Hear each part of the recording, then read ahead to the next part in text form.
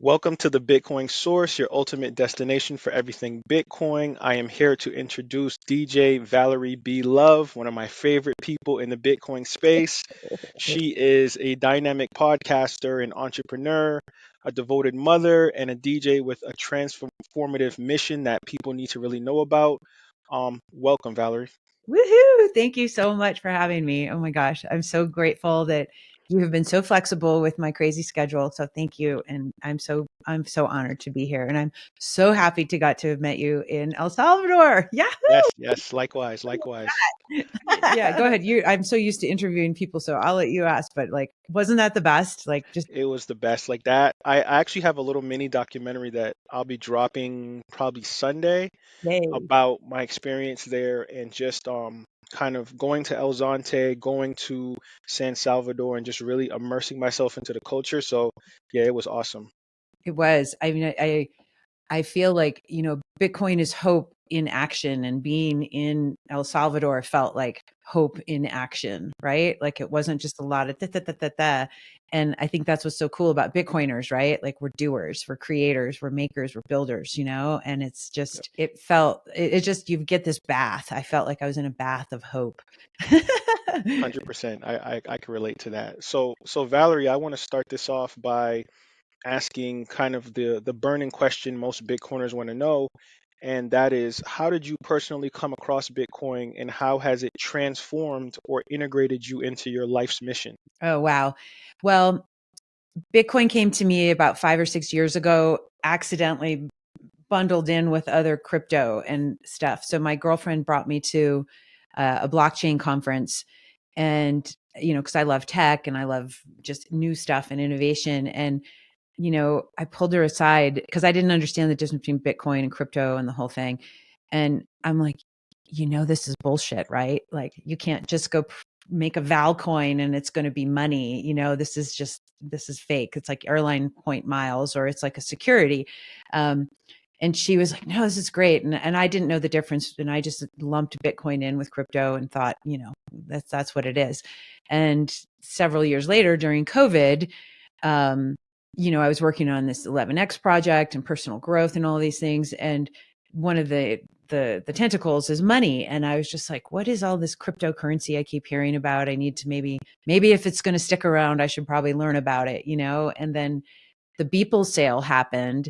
Do you remember that NFT that went for Yep. $69 million? And I was like, okay, what's an NFT, and is this a good thing for artists and creators? And so I got really interested from the lens of supporting creators and dove deep. And it was I was watching, I remember the Bitcoin conference from, my couch, and Alex Gladstein was speaking, and I'd been listening to some of his interviews with Peter. And, when he started talking about the human rights use cases for Bitcoin, it was a done deal. I was like, these are my people. This is where I need to focus my energy. This other stuff is just it just doesn't seem like it's real.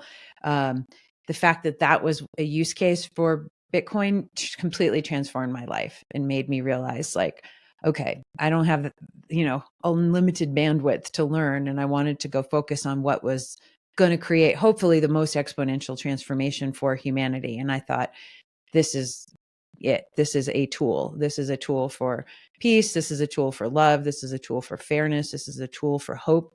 Um, and I want to know about it because as a DJ, I believe music is a tool for hope and a tool for transformation and consciousness and a revolution, right? And so I think, you know, the folks back in the Woodstock generation had the right idea, right? Let's get rid of this old system. It's corrupt. It's horrible. People are dying. This is terrible, right? It was during Vietnam, which is when I was conceived in the summer of love, right?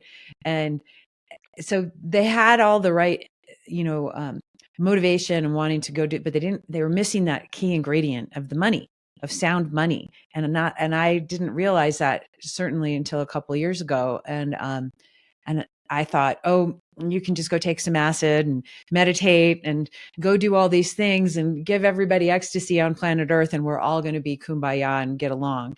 And that's temporary.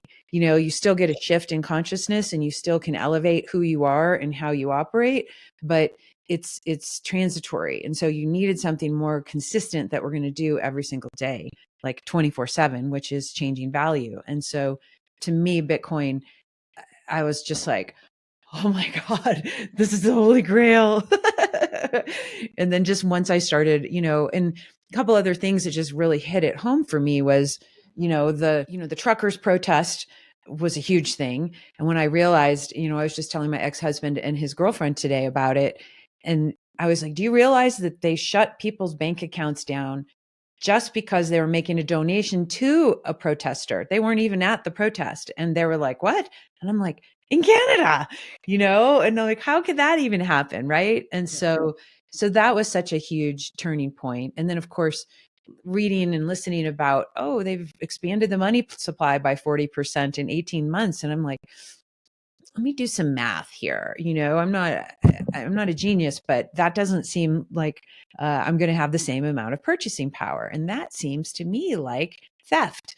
And so those three things really just were like, okay, all Bitcoin, let's go move forward here. And so that's how I became a hardcore Bitcoiner. So thanks, Yes. Alex Gladstein. Thanks, Peter. Thanks all of you guys who are out there talking about, you know, the truth and making sure that we all get to know about it. So God bless them. Yes, and I can kind of relate to that story too, Valerie, because of course when I came into the space, I was like kind of like southpawing it, very unorthodox. Like I came in as like a writer, as a content writer, and one of my mentors, who's Lamar Wilson, the founder of Black Bitcoin Billionaires, he Yeah. kind of like took me under his wing. I got into Bitcoin in 2017, but I didn't get my formal black belt until I met Lamar. There was an article in Bitcoin Magazine, this is before I started writing for Bitcoin Mag or anything, and it was Alex Gladstein's "Bitcoin is a Trojan Horse." I Hmm. swear to you, when I read that piece as a writer, as a bookworm, as like a student of the game, I was like, okay, I figured it out. I was like, the way he encapsulated Bitcoin there, it was like, I was like, I have to write for Bitcoin Mag. So hearing that kind of brings like some fortitude to my experience as well. It's great, right? And it's like, I mean, he obviously is so prolific and has really made such an impact on this community, and continues, to do so. And I got to go to the Oslo Freedom Forum when it was in Miami, during right after, because I was just like, I got to go learn about this whole thing. And so I I give so much gratitude to you and to everybody who says yes to opening up their hearts to going down the rabbit hole of truth and freedom and saying this, is where we need to be as humans. Have you always, I'm just curious, have you always been on like a freedom and peace and love mission in your life? Because, I have. And so I'm just curious about your journey too. Yes, of course. I mean, I don't know if you've read in my writing or kind of elaborated into some of the stuff I've done, but I've always been an advocate for the underserved communities, disenfranchised people.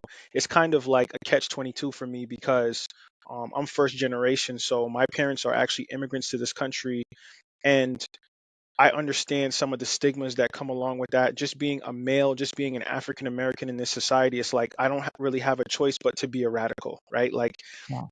the society kind of forces me to be that way just from the nature of the way society is structured. So when I found Bitcoin, I was like, oh, this is the currency for radicals. This is the currency for change makers. This is the currency for people that want to see a different story than the story that's been told for the last few centuries, Yeah. evolving around our money, our social political system, and just spiritually, right? Like money is a spiritual thing. And I Yeah. think a lot of people have lost the connection of what that means when you put your sweat equity into something, whether it's a good, a service, a product, and then people reciprocate that with value, i.e., fiat money. We don't really understand like the hamster wheel that we're on. And when you get into Bitcoin, you realize like, oh, this is a scam. Like this is kind of like a setup. Like because time is the most valuable thing you could ever harness, and Yeah. you're being paid $10 an hour, $20 an hour for your time. It's you once you get Bitcoin, you understand that that is like flawed. It's so flawed. And it is, I agree. It's a tool for rebels. Like it's a tool for the revolution. It's a tool for this new paradigm and this new world that we want to build, and um, I have a very dear person in my life who is Israeli, and he's obviously upset and everything's going on. His family's over there. And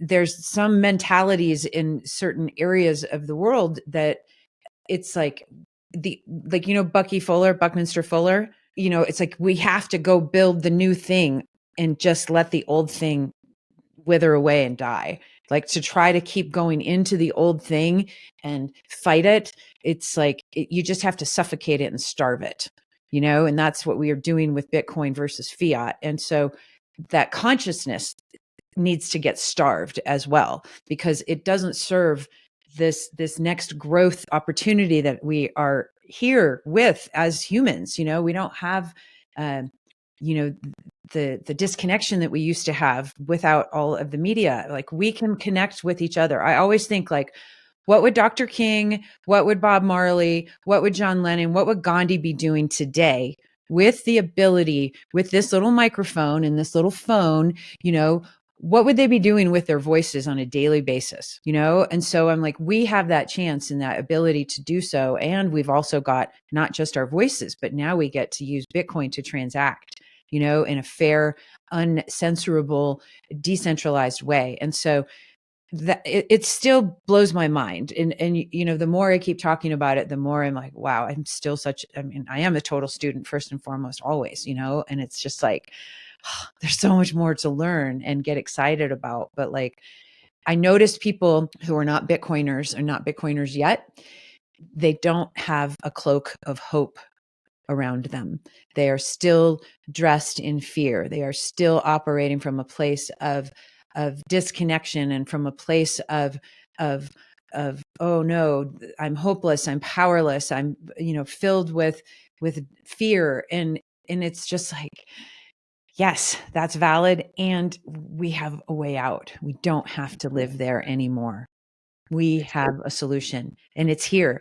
Nothing new needs to get invented on planet Earth to cause peace. Nothing. It's already here. We just need to utilize it and put it into play every single day. And it's not just Bitcoin. It's the ethos of Bitcoin, this proof of work that, comes from every day, whether you meditate, whether you pray, whether you move, whether you dance, whether you write, however you connect with your version of this highest power, this creator, God, universe, whatever we call it. We have to have that every single day, just like you brush your teeth every day, and that will help shift the mindset and the consciousness. And when we have these tools that are math is so sexy, right? And so let's use those tools in addition to the spiritual part. And then we are going to build this new world for ourselves, for our children, and for all these generations to come. So there you go. Soapbox. And So speaking about sexy, you always have this emphasis on sacred sexuality and holistic wellness. Like, how do you relate the concept of sacredness to Bitcoin and the economy? great question. Uh, I look at everything from the lens of energy. Everything is energy in this whole entire universe, right? And so energy can neither be created nor destroyed, merely changed forms. And so when we agree to that principle, if we say yes to that, how can we harness energy in the form of our thoughts, in the form of our movements, in the form of our relationships, in the form of everything? And so when we take ownership of our energetic state and we practice energy hygiene every single day and really take, again, the brushing the teeth thing, it's not something you do once and you set and forget, like, look, I did a retreat, isn't this great? It is, it's so good. You went to the dentist and did a deep clean, okay, great. You did a retreat, you did a deep dive, but you need to do that thing every single day. And so to me, there's all these ways that we can become the masters of our being, which is an energy being, right? And so, who do I talk to every day? What's my consumption model? Am I on toxic news or am I on conscious things? Am I out in nature or am I constantly inside under fluorescent lights? Am I putting, words inside of my head in the form of lyrics that are positive and uplifting that make me feel expanded and loving? Or am I doing something that makes me feel angry or small or fearful? So every single thing that we do is a choice.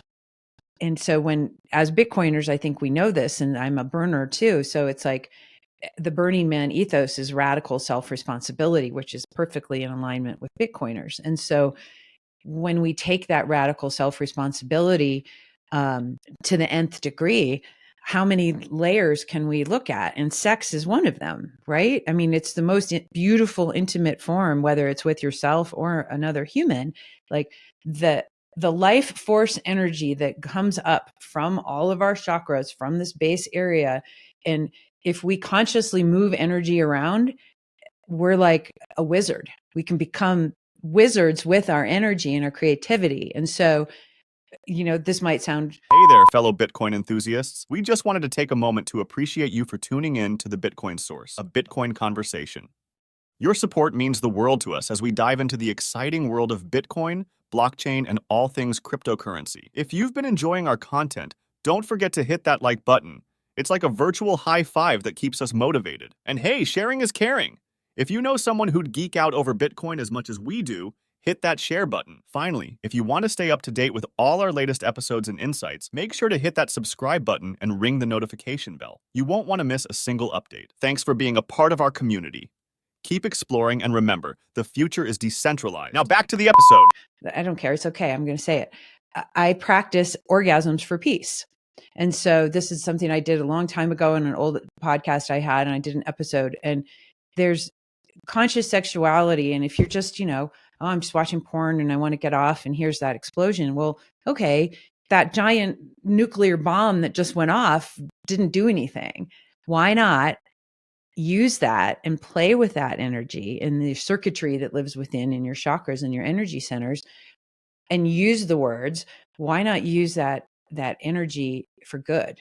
And so for me, part of my practice, whether it's solo or with a partner, is, okay, personally, I have to go see what's going on. Am I stuck here? Am I blocked? Am I too much? Am I not enough? And then I move that sexual energy in those orgasms into certain spots, and I'll either fortify or calm down or clear out certain energies, and so that I get myself into a place of of equilibrium to some degree. And then if I'm feeling well, healthy, strong, and then I'm good, then I'm like, great, now I can go give this excess energy out. And so, lately I've been doing a practice that I'm sending peace to the Middle East and peace to all the people who are suffering over there. And so it's very important to me, it's like, if you're going to have that giant, expression, that release, what if I did something good with it? And it's the same thing. Like, if we're dancing in unison, and if we're at a big rave or a festival or anything, and if we're all just moving together, well, why not? That's where the lyrics and the positive vibrations can come in. Well, what if we all beamed all that energy to somewhere else outside of this little unit, right? That creates chemistry of the planet, and it creates an energetic shift. There's a project called Earth Dance. Have you ever heard of it? Oh my gosh. So Earth Dance, Chris Decker and these guys created Earth Dance about, I'd say, 20 years ago. It's like a decentralized dance party every year. And so the idea was, they would have a dance party in San Jose and New York and Shanghai or wherever, everywhere, all over the world, people were having these dances for peace. And so at the same time, around the world. So if it's, 7:00 in LA and 11:00 in New York, whatever, all the dance floors would unite at that same time. And we would all play this song called Prayer for Peace. So imagine a tapestry and a network, a decentralized network of dance floors, of hearts and souls connecting to the same song, the same vibration, the same words, the same frequency, with the same intention. Not a dry eye in the house. Everyone's always crying, whether you're at an event with 100 people or 10,000 people. And I was like, this is so powerful. Why aren't we doing this every single day? Why are we not doing this every single day and uniting? And so that's what's so interesting about Bitcoin, because every 10 minutes, something happens, right? And all the people running nodes, it's like, yep, okay, cool. We're going to change this and it's going to get stuck here. And here we go. And we're all, yep, cool. We agree. And so why not do that practice with each other? And so this is where this 11X project came through, and 1111. And I'm like, it's 1111 24 times a day, And so at 11 minutes past any hour, wouldn't it be interesting if the whole world, or part of the world, or some of the world, just sort of took a moment for 30 seconds, 10 seconds, a minute, and just tuned in with the energy and thinking in terms of like, wow, there's 2 people, 2,000 people, 200,000 people, 2 million people, 2 billion people right now at the same time thinking about love and peace and connectivity in the future. What would happen energetically if we could do that regularly? And so that to me is fascinating, because you think about they were measuring oh, I don't want to mess it up. Have you heard of heart math? I remember they were talking about the frequency at which the earth vibrates, and how after 9/11 there was such an elevated level of the different frequencies of love, because people cared, and it was a big problem that this happened. And so I'm like, well, why can't, not that we need to go kill people and bomb anybody to get that frequency, but it's like, what if we all decided that that's where we choose to operate, instead of operating in this fear, uncertainty, doubt, powerlessness vibe, right? And so that to me is something I think could be such an easy, fun, playful tool, for humanity to join in like, okay, it's 2:11 in, Thailand, but I'm here. Oh, I'm great. Yeah. And like everybody just keeps posting, and we're doing this. Like, that's what I want to see, a tidal wave of love.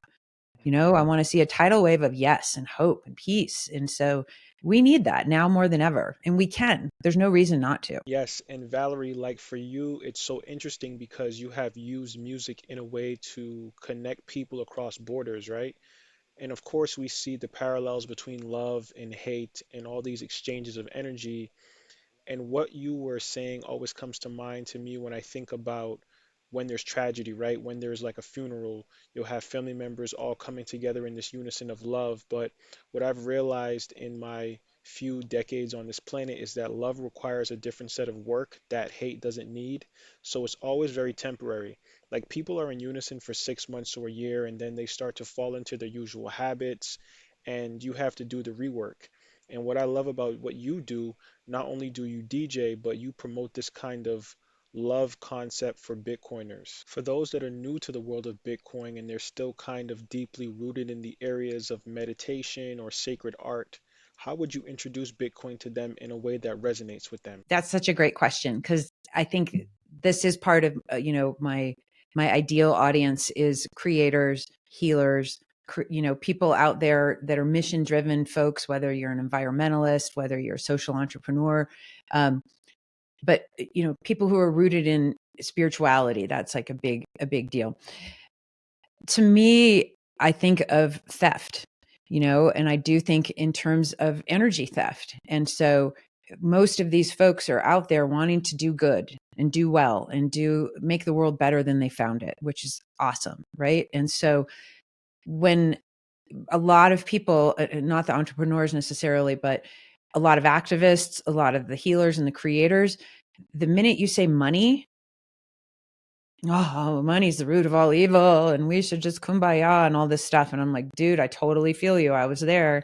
And, and I used to work at Deloitte and Touche. I have an accounting background, and I've started a couple companies. And so, um, and I went through oh, money is evil. And can't we just all hug each other and go do the gift economy like at Burning Man, and even burners, right? So have you been to Burning Man? Okay, you're go one day. We're going to get a Bitcoin Burning Man camp together. So it changes your life just like Bitcoin does. But, you know, the mindset out there at Burning Man is really cool, because it's this, you have a gifting economy. You bring in everything, you have to bring everything out.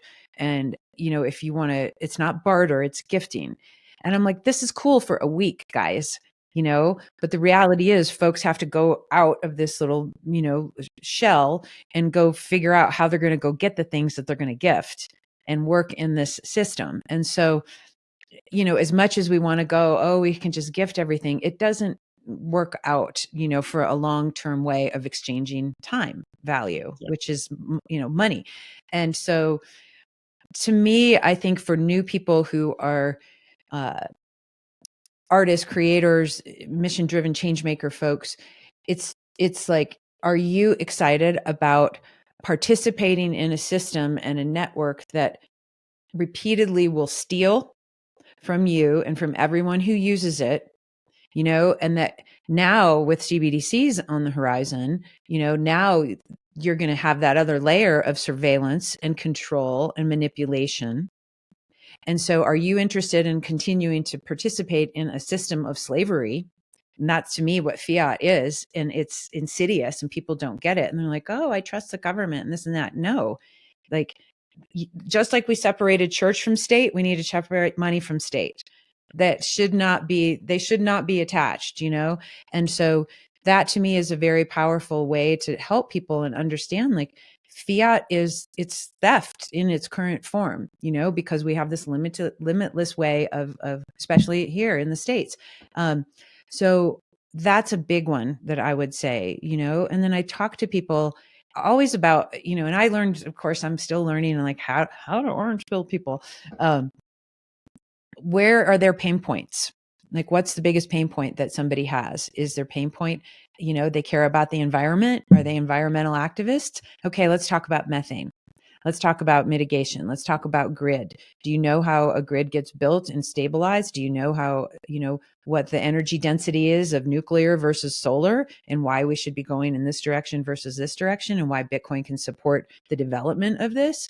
You know what I mean? And so that's very important. And so, but if they're not into the environment and they're totally into human rights, okay, well, let's talk about that. And so there's, it just depends on where their own unique pain points are. You know, it's like, are you working 3 jobs just to, so that you can, you know, have a crappy apartment and pay your rent? And every year it keeps getting worse and worse and worse, you know? And so I think, you know, we've got 2 ears and 1 mouth. And so it's important that we remember that when we're learning. And again, I've learned the hard way because I have a tendency to talk a lot and vomit information. So, student, again, it depends on where they might be experiencing a deficit, right? Are they experiencing, because I look at things holistically.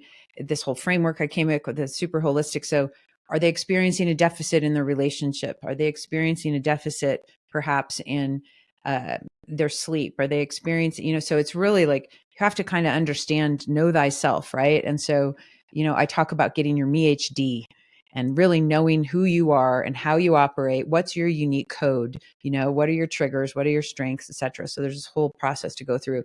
And so really understanding where you are in your own life and what are your villains, you know, what could take you, what's your kryptonite, what's going to take you down, you know, and what are the things that like lift you up? What are the things that fortify you? You know, what fortifies you may not be the same thing that fortifies me. Right. And so to go say, this is what everybody should do would be, you know, haphazard. It wouldn't be appropriate.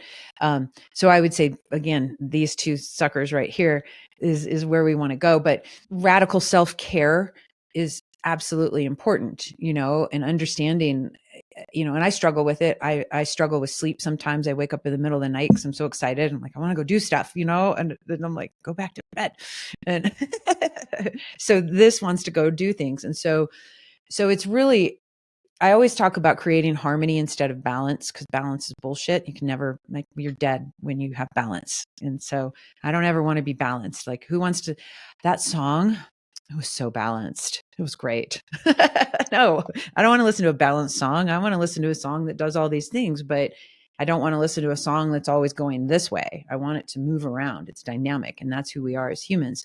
But we never want to neglect part of the life, right? And so I think the volatility is a big deal, you know, and it's like, you have to understand, do you need, you know, are you operating on a short, medium, or long time frame with how you're integrating Bitcoin into your life, right? Or if you're somebody who's like, I really want to participate with this, and I don't want to freak out, but I want to save. So it's like, cool. Think about it as your 401k. Like, you just kind of do some dollar cost averaging, you do whatever. You're not touching it for 20 years. So don't worry. The volatility doesn't matter right now. You're thinking really, really long term. If you're somebody who's like, I do not want to use the Swift system, I want to opt out, I want to start really getting, you know, medium of exchange and really participating in this, but still the volatility is a little scary. Well, start to become a good budgeter and know that, like, okay, today I'm going to be going out. I'm going to spend, you know, $100 ish worth of something. So this morning I'll go exchange some dirty fiat for $100 worth of Bitcoin, and then I can go play. And so that way you're not having that volatility of losing the spread. Bitcoin's going up if you're sitting and playing, doing that. So to me, there's little tools that I'm learning along the way. And again, I'm still learning student first, um, how I'm approaching how I get to integrate Bitcoin into my life and how not to get stressed in the middle of the night and wake up like, um, I would suggest to people who are using leverage to get Bitcoin, you know, make sure that you're okay losing it all. Like, I'm not a big fan of leverage for Bitcoin, unless you've got cash flow coming in somewhere else to cover your leverage, And so, um, that could be a huge recipe because we all know Bitcoin can, go up and go down pretty quickly. And so I stay away from that for for mental health reasons. um, yeah. Does that answer your question? Yes, it does. It does. And I wrote a piece way, way back for Bitcoin Magazine talking about Bitcoin's spirit animal is a honey badger. And I remember seeing a post from you where you saw these bobcats crossing the street and you mentioned like spirit animals. And as a Bitcoiner, what is your spirit animal if you could pick one? Oh God. I mean, I'm like a unicorn dolphin. Uh, don't know. I would say unidolphin. That's me. I'm a unicorn dolphin Unicorn dolphin. because I can fly and swim underwater and breathe underwater and a mermaid. So, but a mermaid's like a half dolphin fish. So, yeah, I guess I would be that. Yeah, so for my last question, I really want to kind of talk about more about El Salvador and your thoughts on what was your best Bitcoin experience while visiting the country. Oh gosh. Um, the best Bitcoin experience. I had two of them. If it's okay, I'll do them as quickly as possible. So on the Monday before the conference started, there was the unconference that Me Premier Bitcoin put on, and so getting to hang out with Izzy from Divine Solar, who I think Izzy is 8, maybe 7 or 8, maybe 8 years old. I don't know. She's young. Um, but and I haven't. I need to get in and go post some stuff because I need to go through my old things. But hanging out with her and talking about life and Bitcoin and getting to interview her a little bit was so fun and powerful because she's just like, a little light for the future, and that to me is very hopeful because the kids are so like, this is what we're doing this for, right? Is the future generations. And so when I post that, I'll tag you. But just hanging out with her was amazing. And then the second one, of course, was another young person. So it's Samantha DeWall, the Bitcoin kid. And so she's one of my heroes. I love her to pieces. And so her and I got to hang out at uh,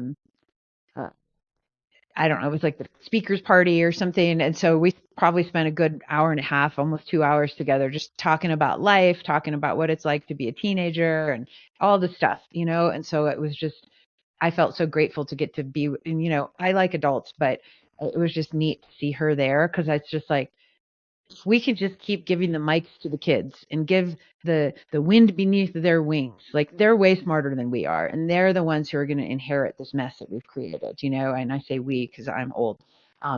And so uh, that was so cool. And then and I didn't know, I got to introduce her because I was emceeing, and then they're just like, "Here's your list of folks," and I'm like, "Introduce Samantha, yeah." So that was just super cool because I love I love supporting our youth, and it's really, really, it means a lot. And I hope that they, feel it and that they take it forward and that they keep knowing that like we got your back, like just you guys go and we'll get out of the way. So yeah. Yeah, that's awesome. It was like El Salvador. I mean, I've done a lot of traveling, I've been all over the world pretty much, and I've been to some places and I've been to Mexico. I've never been to that part of Central America. And I'll never forget that Max Kaiser, he's Max Kaiser, he's a crazy guy. He had a tweet out and he said, "You're not a real Bitcoiner until you go to El Salvador and connect with the people." And I was having like some FOMO about that. I was like, dang, I haven't been to El Salvador. Like, am I a real Bitcoiner? So when I got to go and I got to immerse myself into the culture, it was kind of a mind-bending experience for me because us being in America, like people are so, Bitcoin is so taboo to people. So able to just spend Bitcoin for the whole week, like not even thinking about it. And it was like, man, why can't we implement this system in the first world instead of the third world? And they just don't get it. So El Salvador was like a big aha moment for me, and it was like going to the Mecca. So it was beautiful. It is. And like, what Ramon and Mike are doing in Bitcoin Beach and Chorito and, Jorge from Chorito Coffee, like, you know, it's so important and powerful, the culture that we are part of and that we are shaping, from within. And it's like, oh, we can't just be this like, oh, come and do the thing that, the Bitcoiners want. It's like we have to listen. It's like, how are we helping solve a problem for these folks? And I would always try to tip uh, the Uber drivers in Bitcoin, and almost every one of them was like, yay, good, give me some Bitcoin. And there was one, and she was just like, well, I don't want that stuff. And I was just like, oh, tell me more. I want to learn why not? She was like, well, it's from the government. I don't trust the government. And so there's still a ton of education that needs to happen because a lot of people think like, oh, it's a government currency. They don't understand that Bitcoin is this whole other thing.